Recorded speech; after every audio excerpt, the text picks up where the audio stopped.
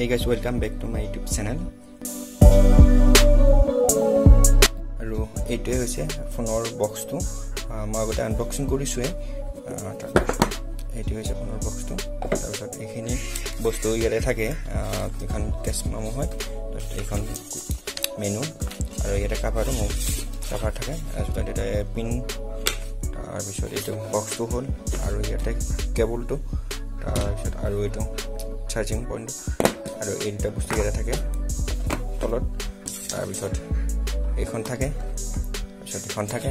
মোবাইলটো থাকে মোবাইলটোৱে ভিডিঅ' কৰি আছে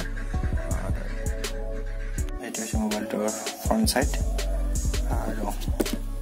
এইটো হৈছে মোবাইলটোৰ